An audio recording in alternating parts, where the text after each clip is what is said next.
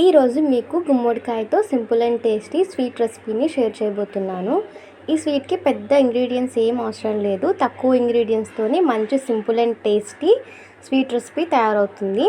మరి ఈ రెసిపీ ఎలా చేసుకోవాలో చూసేద్దాం రండి. ముందుగా గుమ్మడికాయని పగలగొట్టుకొని పెద్ద పెద్ద ముక్కలుగా తొక్క తీసేసుకొని కట్ చేసుకోవాలి. ఈ రెసిపీకి మనకు ముందుగా కావాల్సింది ఏంటంటే మందపాటి గిన్నె. ఎందుకంటే ఇది చాలాసేపు కుక్ అవుతుంది. సిమ్లోనే కుక్ చేయాలి కాబట్టి మందపాటి గిన్నె అయితే బాగుంటుంది. దాని తర్వాత దీనికి మనం తింటున్న స్వీట్ కంటే కొంచెం ఎక్కువ స్వీట్నెస్ వేసుకోవాలి. యాలకులు, పాలు, వాటర్ వేసుకొని సిమ్లోనే కుక్ చేసుకోవాలి. దీంట్లో వచ్చే వాటర్ అంతా ఆవిరైపోయేంత వరకు కుక్ చేసుకోవాలి. వాటర్ అంతా ఆవిరైపోయిన తర్వాత ఇలా తయారవుతుందన్నమాట.